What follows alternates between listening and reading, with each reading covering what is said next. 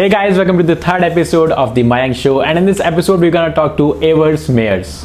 Aivars is a freelance iOS developer and he has his social presence with the name Aivars Meijers itself. He has 10,000 plus subscribers on YouTube and 45,000 plus followers on Instagram. He's quite a name when it comes to freelance industry. He has also talked about how to start off your career in freelancing. He has also given some insights on his career so far since he is 45 and he's based out of Latvia, a European country. He's also talked about how he has made his career decisions so far, so it will be quite an interesting thing to know, which he has shared in this podcast. So guys, without any further ado, let's roll the intro.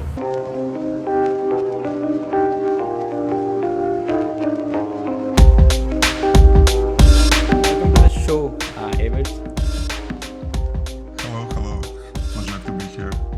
Like Aivars, I know your adventurous journey, but I think my audience doesn't know about your journey so far. So would you please like to tell us and take us through your journey from starting from your 20s and what you are doing right now? Oh, okay. I will try to keep that short, but I already managed to do quite a lot since 20s. So in my 20s, I spent a little bit of time working as carpenter. Then I got to the army and spent 1.5 years in the army. And after army, I was policeman. And basically, I spent my 20s, most of my 20s in army and police. And then in one moment, I had computers around me all the time, but I never was, really serious in programming or something like that. Mostly gaming and so on. But by the end of my 20s, I started to rethink that I could like to get in IT, and I started to study computer science in university. And after first 2 or 3 years, I do not remember correctly, but at the very end of my 20s, I got my first job in IT. I started working as IT engineer in a company related to payment systems. We installed payment devices in shops, and also there was some server-side payment systems and configuration for bigger outlets and so on. Yeah, I spent some time working in engineering roles. Then I become interested more in product management, and I become product manager. And then I recognized that I would like to go back to the programming. I learned on my own iOS development, started freelancing on the side in parallel to my product management job. And in one moment I switched to full-time freelance iOS development, and that is what I am doing now. So finally you are a freelance iOS developer, right? Yes, I am building. So mobiles. There is one question that comes to mind after listening to whatever you have told us about your story. Like you have made multiple switches in your career. So what is that one thing that you have left to do now? Because we can see simply that you have changed in between so many careers. So what next are you planning to do? I don't know. We will see. As you may see, those careers are quite different. Right. Policeman, bartender, programmer, right. Product manager. That's very different roles. We'll see what comes next. Okay. Currently, I am interested to keep this programming as my main focus because I like build things. And programming is what provides tools for me to work with other companies and work remotely. That was my main focus, why I switched to freelancing, to be able to work remotely. And also to build my own applications and build my own business. So you are an indie developer as well, right? We'll see. Yes, I have my own applications in the App Store as well. But still the question remains the same. Like I just asked you about what career is left to, explore. Generally what is expected out of a person who is around in his 20s is you can take maximum risk when you are in your 20s, right? That is what suggested to people when they are in their 20s.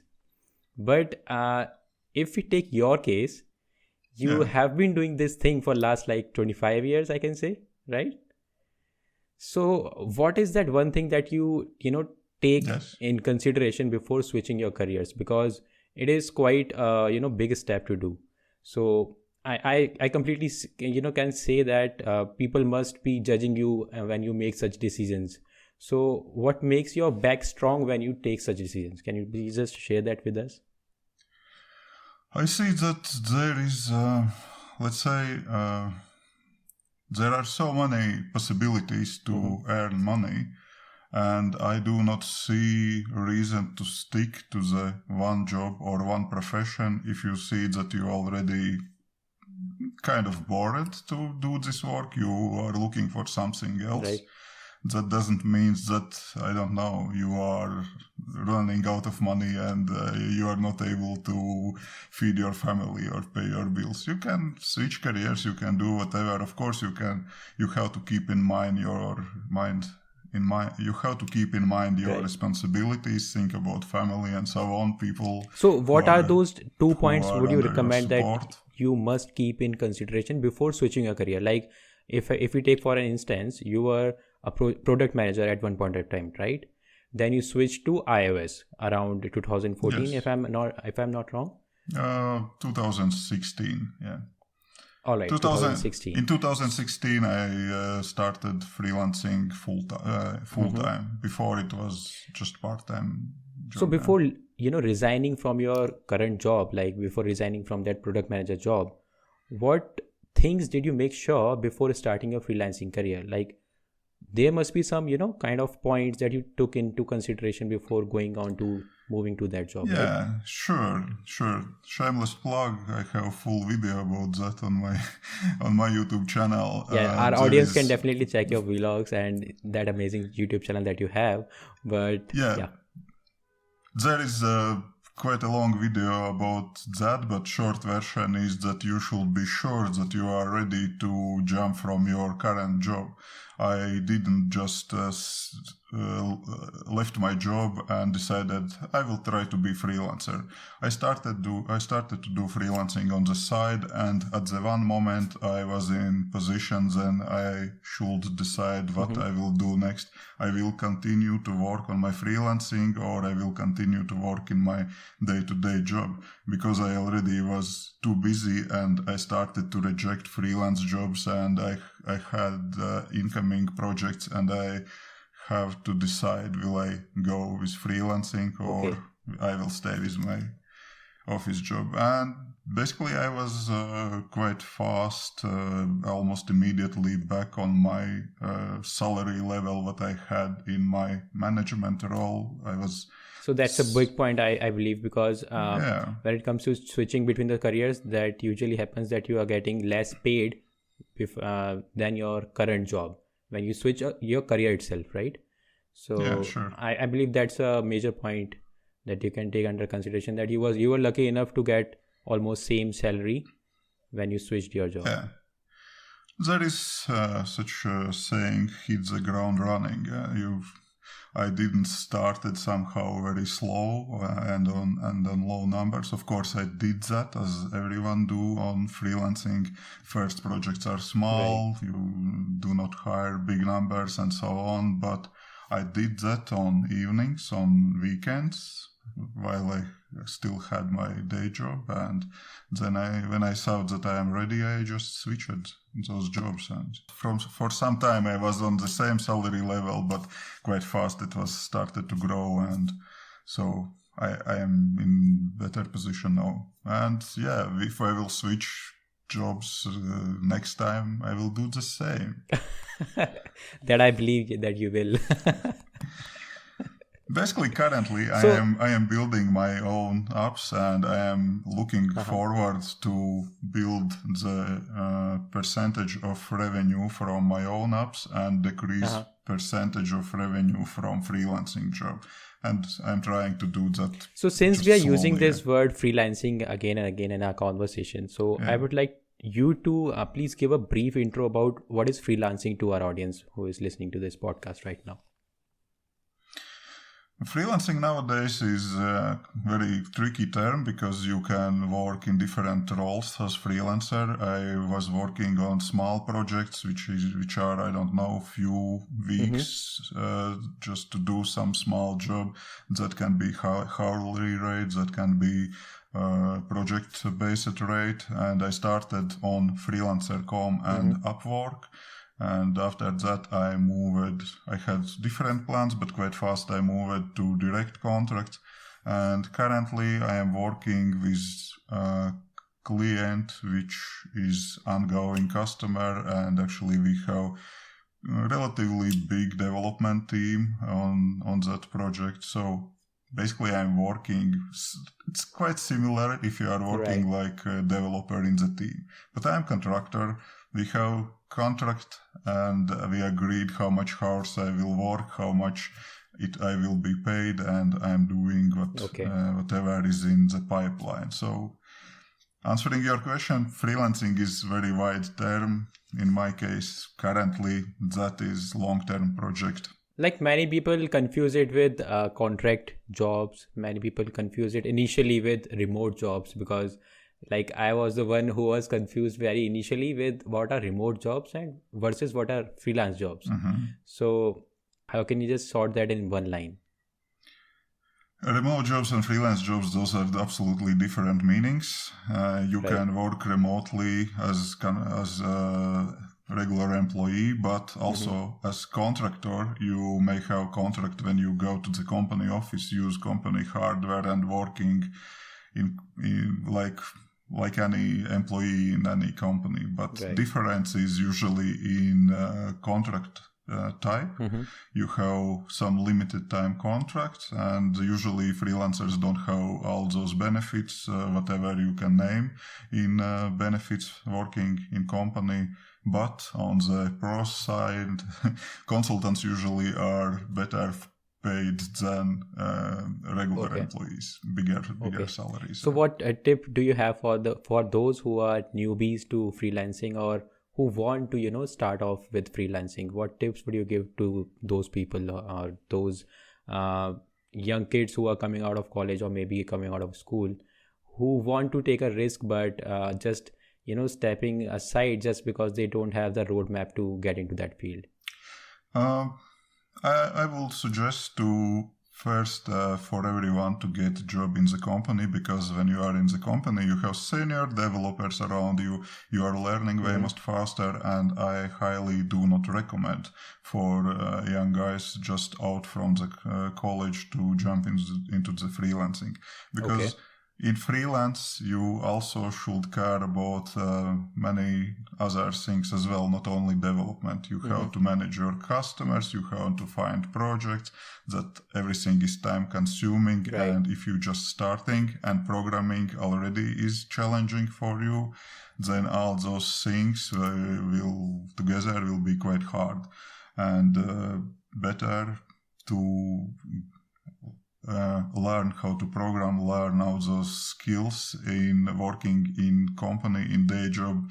Then you have some kind of security, or at least feeling of security, but much more. I think I would stress on feeling of security only. Senior. But most important working in company is that you have around other developers who will guide you and will teach you, and you can learn kind of for free, because you are sitting in company, you are getting salary, and you are basically learning.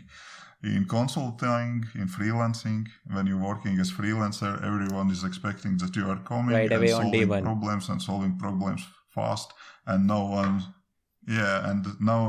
one would like to pay for that you are spending time to learn some things or find some information and so on. That's, let's say, for a little bit more senior level developers, maybe freelancing. So say I have some experience in iOS development. Say I have worked, suppose 1 year in a company full time as an iOS developer.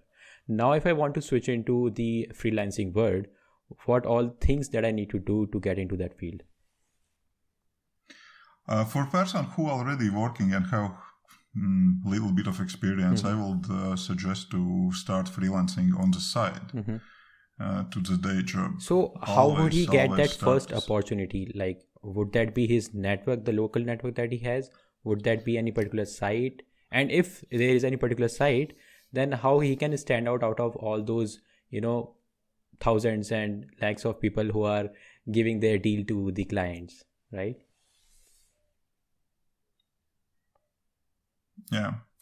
First job always is hardest one to get. First customer, first client, it is always hardest one.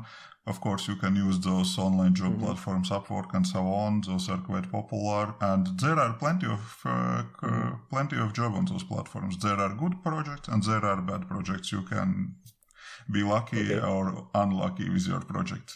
Those are definitely worth trying. You can give a try for those online job platforms. But also I am recommending to start immediately to tell everyone that you are freelancing. Share that on social networking, share that with your friends, your brother, mother, friend, and so on, and try to find maybe some customer around you, some local businesses. Maybe you can offer something to your local business. Maybe, I don't know, some coffee shop next to you would like to have a mobile app or web page, whatever. And usually first projects you are not doing for money. Do not care so much how much money you will earn, but you are learning again. You are learning to work with customer directly, manage projects, manage customer expectations, and so on. And you are building your portfolio. And what is very important, doesn't matter how much you are getting money on that project. You have to make that project look to the $1,000 or $10,000, whatever. If you are charging $100, you have to make that project look for the 1,000, and after that you will be able to attract customer which is ready to pay $1,000. Because if you will make crappy app for, I don't know, $100 and will go to show to other customers, you will be able to attract only, crappy customers who are ready to pay low money for what works. You need good portfolio. So therefore it is very important on first projects, do not concentrate on that money, how much you will get. And after that, when you will have already good portfolio, some customer feedback and so on, you will be able to show other customers. So does that first project success gives you the opportunity to get the second one as well, or is it like the fight again from the scratch? That is way more easy. I can say, for looking from my example, I can say about Upwork. On Upwork, I started, first jobs were very hard. I joined Upwork, I don't remember correctly, maybe 2015, something like that, some time ago. But first projects was absolutely crappy projects. I had 5 or 10 dollars project. Actually doesn't matter. That money doesn't matter to anyone.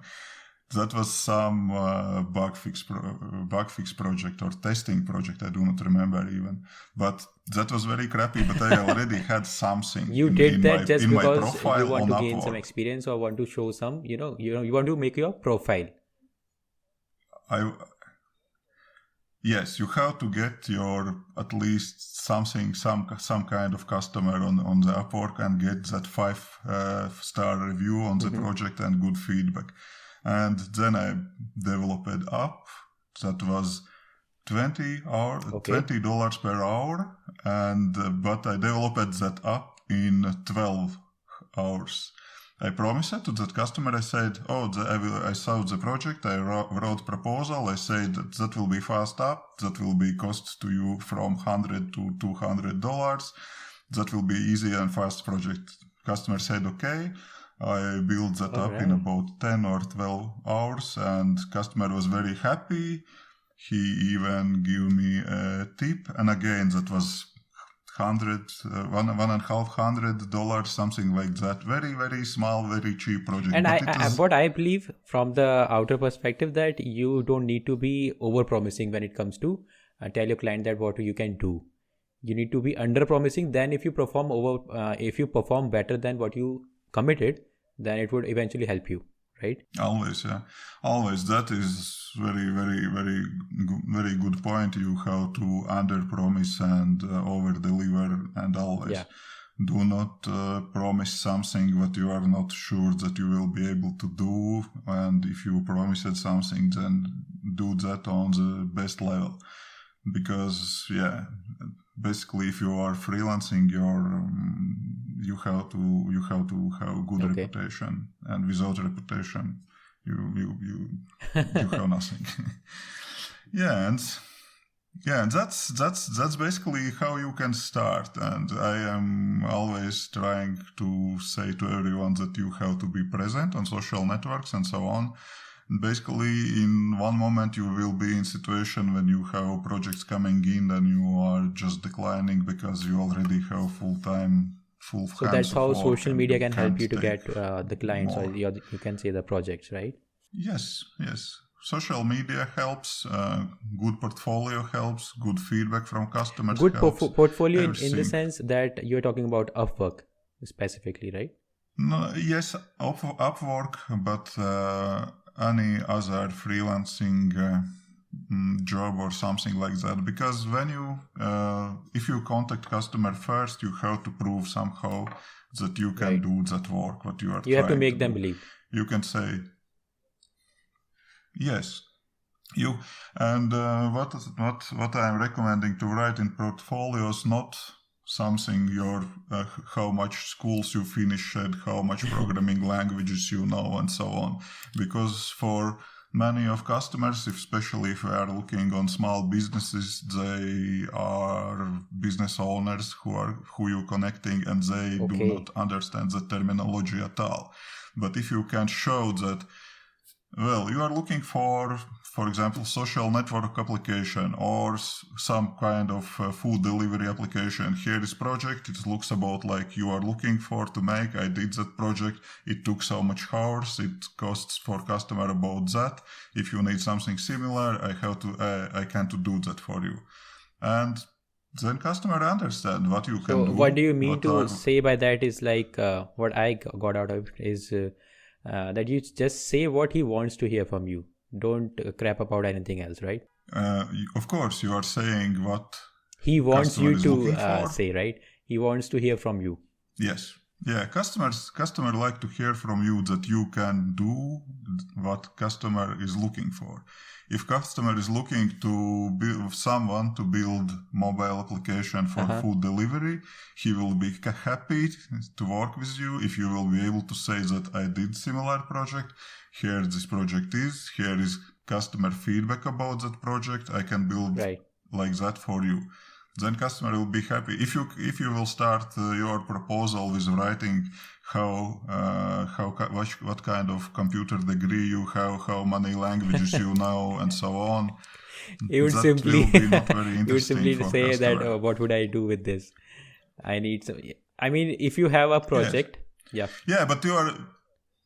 Yeah, but you are laughing, and I agree that is funny to expect that someone will write some technical things in such kind of proposal. But I really saw that on Instagram. One guy sent me DM, and he wrote he sent his proposal to me and said I do not understand why customer don't like to work with me. And I made. It was about 2 years ago already, or even more. I made IGTV video and recorded my answer and described it basically the same. There's no reasons to write to the customer that you know C, whatever. If customer is writing that he like to develop web shop, for example. Customer do not care about that and do not understand you. Suppose if I get... Now we are going as a journey. Suppose I am the one who is asking you all the questions and I am the one who wants to start my journey in freelance world, right? So you told me about how to start off. You told me about how to get your first client, how to make him happy with your project, with the project that you are making for him. Now, if I want to network and if I want to create my network in the sense that I should be connected with people who are like-minded, like who are also working in the freelance world. So how could I do that with the help of social media? Well, of course, you can try to reach people locally, if you are living in big cities and so on. Yeah, currently everything is on lockdown, but when that will be finished, I still highly recommend meeting groups of developers. Go to meet other developers, make contacts, and get friends in industry. If you are living in the middle of nowhere, like I do, for example, then put your work out in social networks. Social network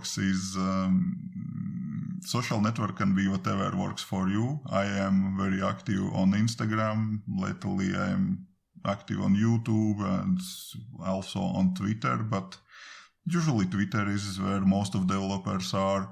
And yeah, I'm suggesting just to start with sharing your work and find people who are working in the same area and start to connect with them and make contacts and just answer. So basically, some other person need to show his work out there on, be it on Twitter, be it on Instagram, or be it on YouTube.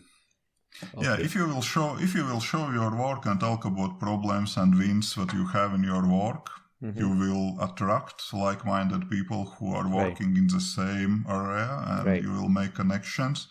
Also, you may be lucky and find some clients through that as well, because on Instagram, for example, there are plenty of different peoples in all the world and so on. On Twitter, I don't know. It will be harder to find customers. I find Twitter quite difficult to propagate there, because there is a community, a coding community, which is a very strong community out there. But I find it quite difficult to you can say promote my things over there. So can you please suggest any Twitter strategy that you can recommend, if you have any? I don't have any, frankly.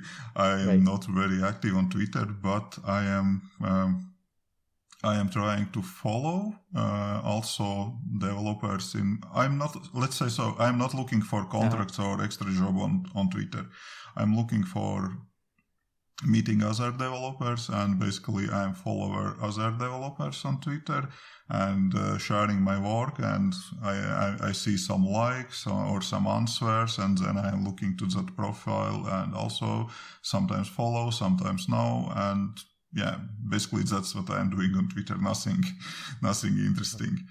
And Instagram, and you're YouTube, quite popular on shopping. Instagram. If we come to Instagram, you are quite popular out there.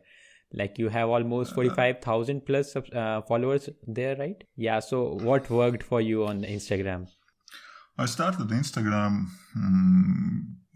a bit more than 2 years ago. I just wanted to share my work, and wanted to. I guessed that I maybe will find some customers through that, and actually, yeah, that happened. I got some connections here, and what I did, basically, I was active on Instagram. I just posted almost. I don't know. I posted almost every day. I have. Let me check. I have 816 posts on Instagram, and I am here a little bit more than 2 years. So that's 816 posts, and you have been there for 2 years. So yeah, more than two, maybe 2.5. But I posted quite actively. I will say that I'm posting almost every day. I am sharing my work and strategies. I don't know. I tried different, not say strategies, but just posting styles. I wrote quite long posts and different. It's almost like blogging in Instagram on beginning, because I was thinking about starting blog, but writing was just a little bit too boring for me, and I wrote really long captions, and I think that maybe catch some attention. For sure, I used tags, and on beginning also I was going through the tags and looking what other people are doing in the same area. So you did some research on the audience that you are targeting. You just checked. Basically, I just communicated with other people on. I commented on other posts. I communicated. I followed. I liked other developers' posts and so on.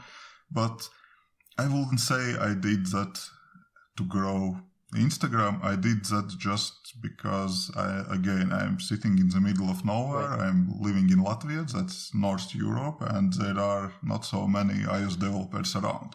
I just was looking for contacts and wanted to share my work. And somehow, it became 46,000 follower big I Instagram. just checked, I think yesterday or today, it was around 45 plus. I can remember that. Not exact figures, but yes. Yeah. And on YouTube also, you have almost more than 9,000 plus subscribers, right? So for YouTube, Yes. would you say the same thing that you suggested for the Instagram? For YouTube, I just started. I am getting quite a lot questions on Instagram, and I'm trying to share how many it is possible. And if I see that quite often I have asked the same questions all the time. For few of them, I have just saved answer just to copy paste and answer it. But for bigger questions, for example, how to start development, and that is quite a big topic. For questions like that, I am recording a YouTube video, publish it, and after that, I just send back link to the video and you can say, watch it now. so take a look on this video, how to start freelancing, how to become programmer, and so on. And yeah, I will say that my YouTube is big, but growing in last year was in 2020 was quite big, quite fast, I will say. I started. So what do you think the reason behind that? Have you observed any specific reason? I just was active. And I posted videos answering those questions about freelancing, development, and so on. And I did some few videos about my setup, about my desktop, what kind of monitors I'm using, and so on.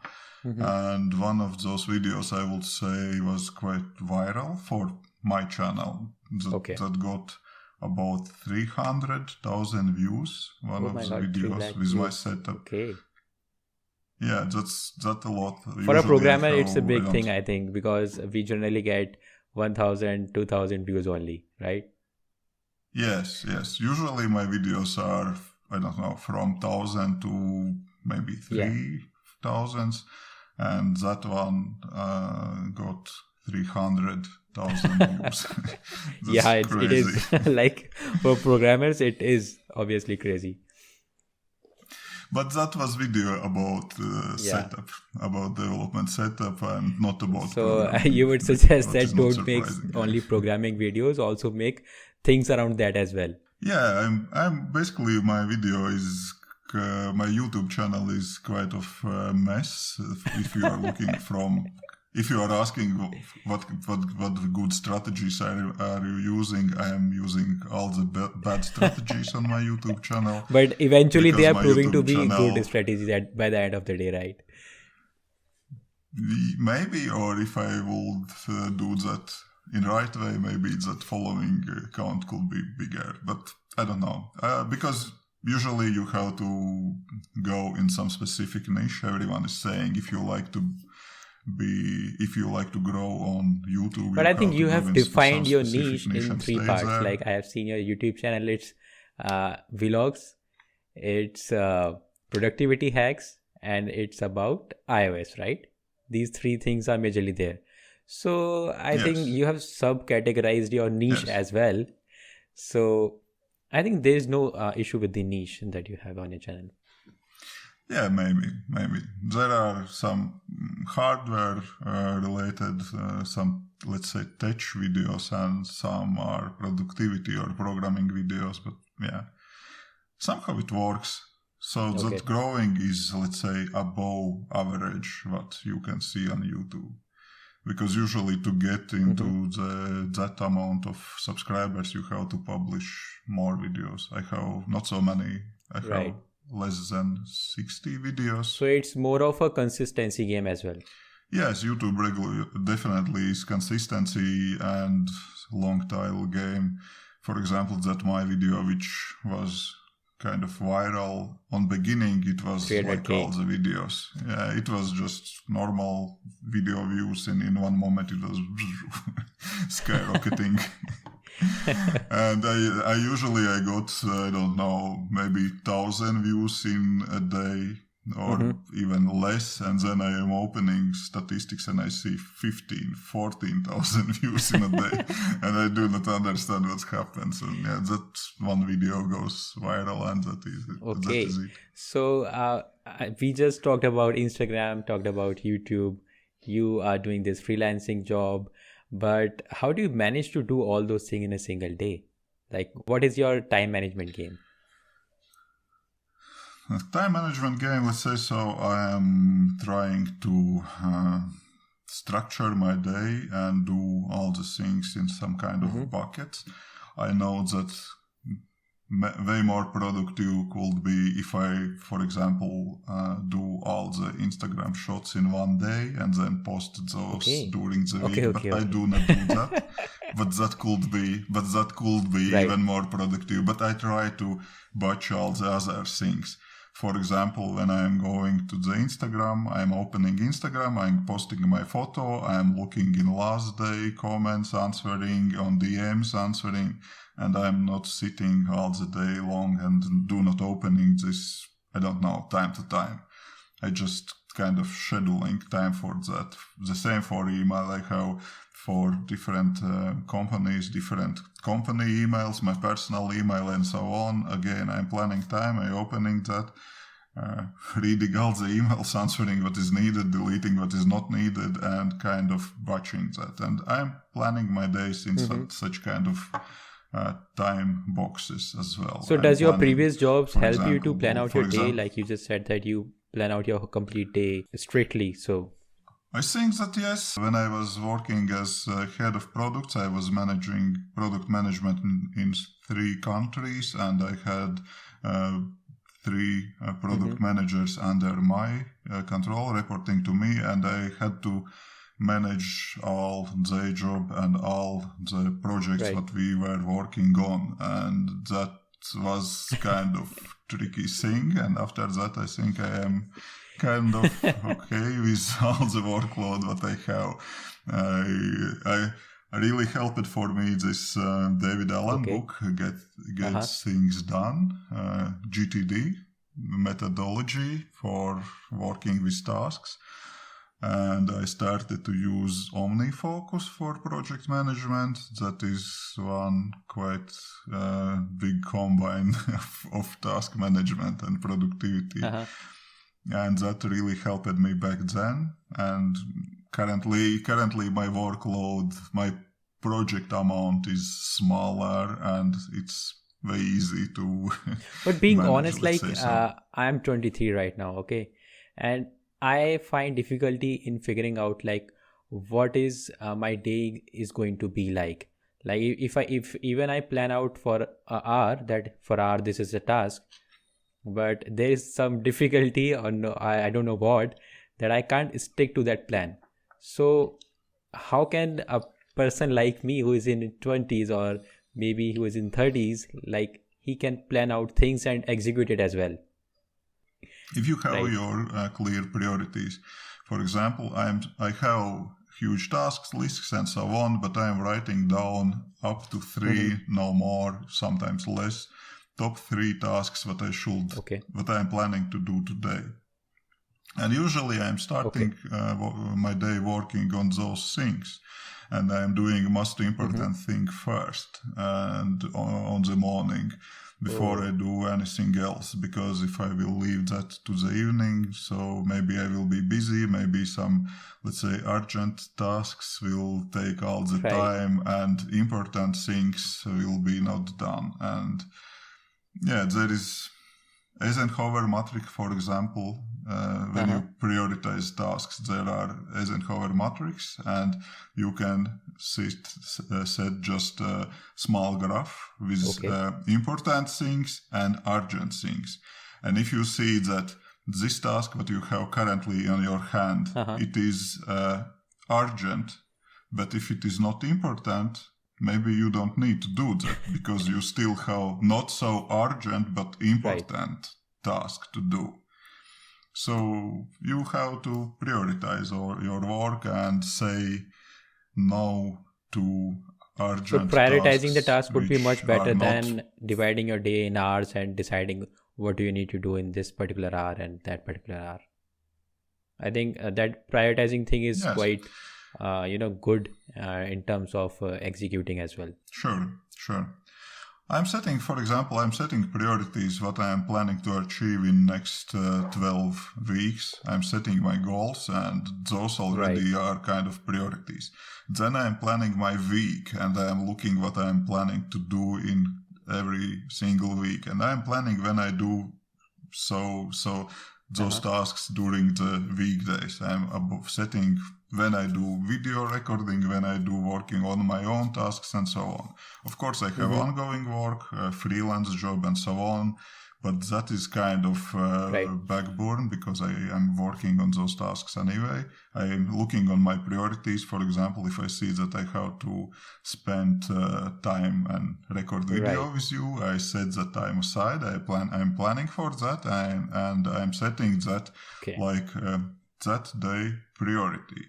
And if I see that something will stay on the way, I am looking on the task. Is that really more important or someone calling to me and yelling to me and therefore it looks important? Is it really important or is it urgent for someone? Is it not important for me? I will say, sorry guys, I understand that's painful for you, but I have no time to do that right now. I will do that tomorrow or day after tomorrow. Right. I really like this approach to figure out how you can plan out your day. Like, priority thing is quite a good game, I think. But I would like to come back to this question that I asked you before, like the career switches that you have done so far. Like, if I ask my mother or if I tell my mother that maybe 5 years down the line I would not be doing this work that I'm doing currently, like iOS development and all those things, so her first reaction is like, I'm worried about you. And I just ask her why. She says, you are distracted. So how can you justify this interest? I maybe have some other interest after 5 years, say, right? So I may be more interested in doing that thing. Yes. So how can you justify this argument that you want to do that thing just because you are doing that? It's not like if I am doing an iOS developer job today, I'll be doing it for next 30 years. Maybe I'm not interested to do that. So is it distraction, or would you call it a self-call that you can take in your life anytime you want? Well, I will say that firstly, when you are looking into jobs, there is still very big error, let's say, in career switching, just looking into salaries, how much money I can get if I will work in that job. And if you are working in the job which you basically do not like or you are bored, and especially if you are in your 20s, just imagine if you will live, I don't know, until 80, 100 years, how long you will do that job that you are not enjoy. Yeah, exactly. Let's say so.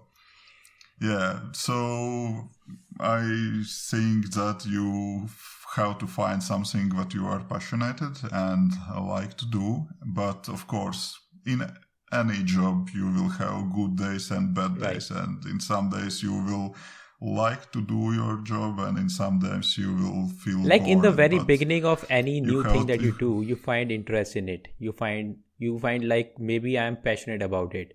But after some time, maybe 3 years or 4 years, you figure out that if you are really interested in it or not, or was that just your curiosity that took you up to that point, right?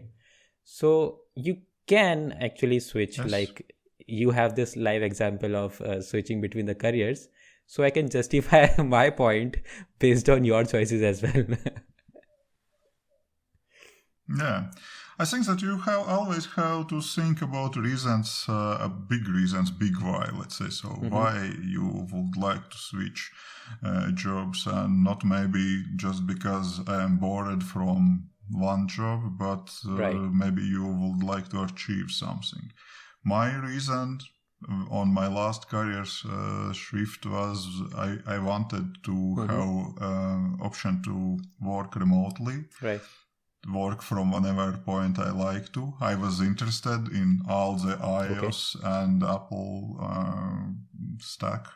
And also I was interested in programming and building things, my own projects and so on. And I was looking this iOS development and freelancing was my, let's say, outlet and way to do all of that. I think that everyone has to have to think about why you like to do something. And money, I will say once more, money is very bad reason why to do something. Exactly. That is not great, because you can basically earn money today in so many ways. You can, I don't know, start a YouTube channel and eat and test burgers from different restaurants and make business on that. There are so many things. Just take a look what young kids are doing on social network. Like there is not just one conventional way to earn money. There are multiple ways. Now we are living in this decade that we can do multiple things in order to make our living, right? So we can consider those options as well. Yes. Like there is this buzz about FAANG companies all around the world. Like if I talk about India, people are like mad about FAANG companies. So say if an individual gets selected in one of the FAANG companies, he makes video about how to get into it, which is good. You are sharing your knowledge, you are helping others, which is obviously good. But people think that if you have a particular skill, say if I have iOS skill that I have in real as well, so the best possible way to get maximum salary, or you can say the work environment out of it, is by getting into one of the FAANG companies, right? So this is the general belief of people. So what would you say about that? Like, is there any alternate as well, or is that the only thing that can be done in order to get maximum output out of your skill? I do not see that FAANG companies are only way to get on that salary level, using the same skill. For example, if we are talking about iOS developer, of course you can go into the FAANG companies and work there and get quite good salaries, different in different countries, but still good in comparing with local salaries. But if you are building your own apps, for example, and your own businesses, then there is no limit for revenue at all. There is no any ceiling for revenue. You can be unlucky and have zero revenue on your projects, or you can build next Instagram. That is question how you are interested in building your own business and how you are interested to do that. So from salary perspective, that is not only way to get good salary. Also, you can work as freelancer and get better or the same salary like you are getting in that FAANG companies. Again, for money wise, I think that is more. You should choose more. Looking from perspective, do you like to work in FAANG companies? I personally don't like and don't want to work in FAANG companies. I'm not saying that I can go any day and get the job there. That is challenging to get that job. There are different testing and so on. That's hard. Therefore, those guys are doing good job making videos how to get into those companies. That is not easy, but I'm not looking into that. I like remote and freelancing work flexibilities, and I like that I can build smaller projects and I can really impact how that application will be built from zero to the App Store. I can, let's say, I can point to any app on which I was working and show that this functionality is built by me, or whole application is built by me. If you are working in big FAANG companies, usually you are working on some small things, moving few buttons around the screen, and maybe your work even will not get into the production version and will be not approved for release. That will be some internal tests which will be not approved. In that sense, we are not trying to make a fun of those guys, but yes, there are alternate ways as well to make the same amount of money, which people think that can be done only through this way, right? So since we are talking about salary here, so what is your finance game be like? I would like to know Aivars' finance game. How do you manage your expenses and all those things, and how do you invest your money?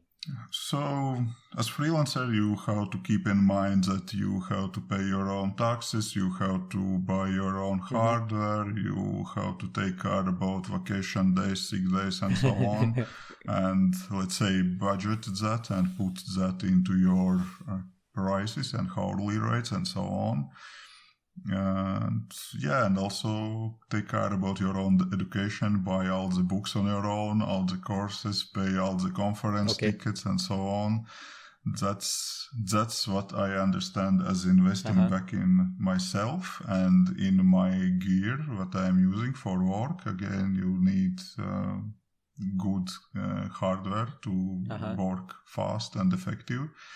And you can do whatever needed on old and crappy laptop, but then you will write on it, and that is not effective.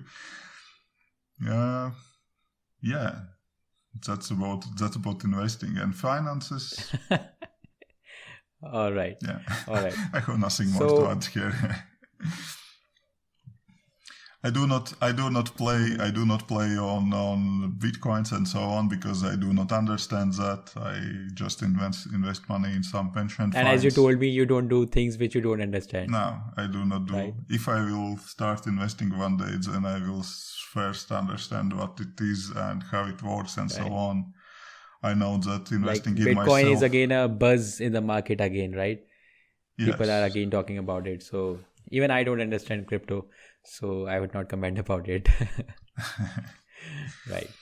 So you have been doing this KPI thing as well. Like you manage all the things on your spreadsheet. What are your future goals, maybe for 1 week or 1 month? I have seen those videos of yours managing things, right? So what is the main reason behind that, and how do you approach towards those goals by putting these things on the spreadsheet?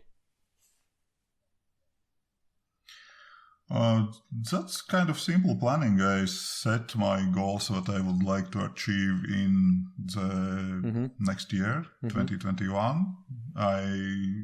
When you're planning for goals, usually you have to pick few if you like to really prioritize them, not 10 and 12 or 100 goals, but few, 3 goals.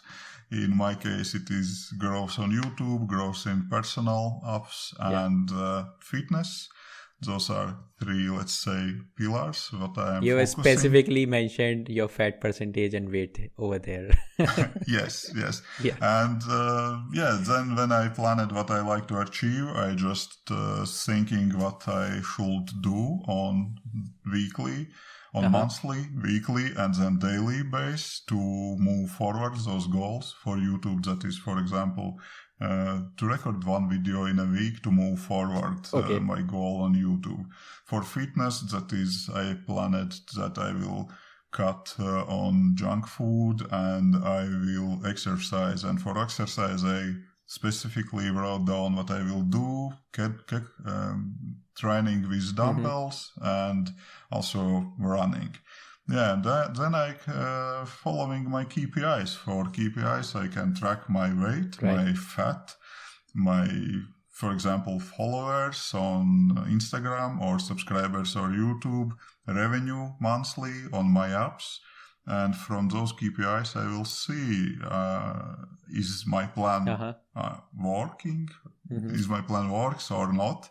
Are my numbers growing or staying flat, or what's happening exactly. Like by the end of the year, we think about what we did the whole year. That doesn't make much sense, right?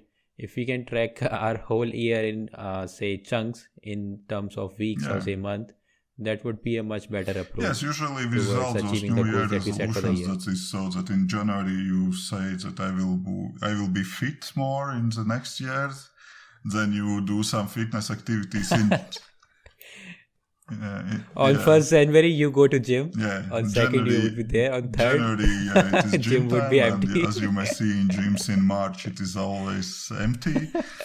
And if you will step on the scales to measure your weight just once in a year, it will be very slow progress. But if you do that at least weekly, then you can track your progress. And for example, for working on my own applications, I planned for myself to work at least 4 hours per week on my own projects. But for myself, I decided that I have to work 4 or 5 times per week on my own project. And that can be only half an hour. But at least one time a day, 5 times a week in work days, I have to sit on my own projects and do something. I don't know, check feedback on apps, start work on some feature or something like that, and then I can mark that in this day I was working on my project, and that should be at least half an hour. And that is a quite good way to stay aware about what you are doing with the thing that you want to do. In this particular and usually you trick yourself into the work in this way. That is the same with reading. You have to agree with you, for example, that you will read book every and you are into reading. I know evening. That you are into reading. So how does that help you? Yes. Does that help you in your work ethics as well?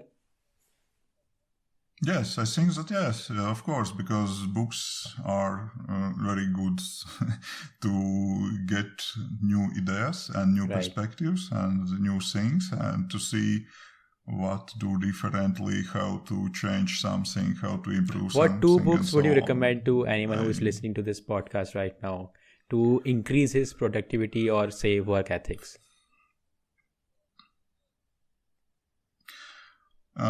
Let's say for those who are looking in hardcore time, I will say 3 books, because one I already mentioned it, this GTD, Get the Things Done, but that is quite old book. But if you are very busy and everything falls off your hands and you can't manage anything, Get the Thing Done is a book that you have to read, but a little bit more easy and fresh out in the market book is Make a Time. That is for about the same topic. Make a Time is how to make time for important things in a day. There are many of recipes that you can apply to your day. Some of those recipes will be kind of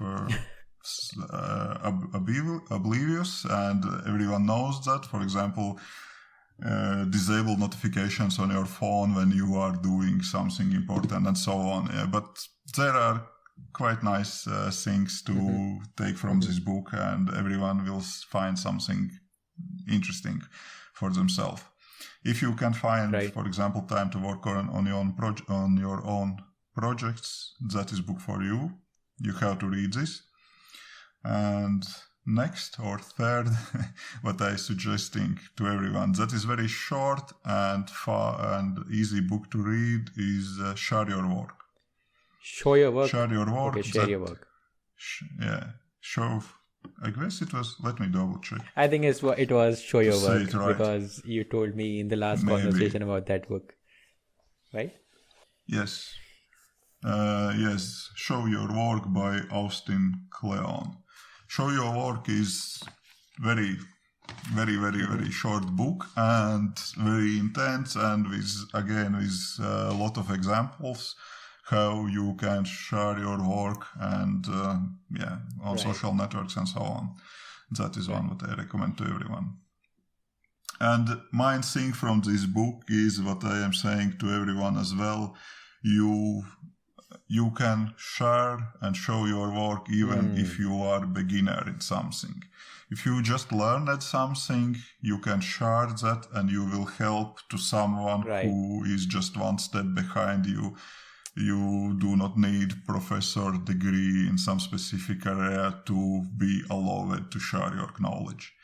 I was, for example, as well, kind of shy to record some tutorials, programming tutorials or something like that, because there are so many smart people around. Why I should try to teach something? Some Are you talking about guy me? with average iOS development skills, not so. No, about myself. My guy with average iOS development skills, not so good English, will go and teach someone. But when I find that I can solve some challenging problem and I see that that can help to someone, I recorded few tutorials and published those on YouTube, and I see that those are evergreen videos because people are looking for solutions. They are finding those videos and writing also after that, writing in comments that thank you, you saved my day. I didn't find it really helped. And you really helped someone. And guys are writing that guys and girls are writing that they didn't find solution anywhere else, and that's really nice feeling that you. And even if you help, even a single person, it makes your day, right? When you get this message that it really helped, thanks man, and keep it up. So I really get this vibe that I would make more videos now. So what advice do you have for the 18-year-old version of Aivars? Like, this is our traditional question that I ask to everyone. So it's your turn now.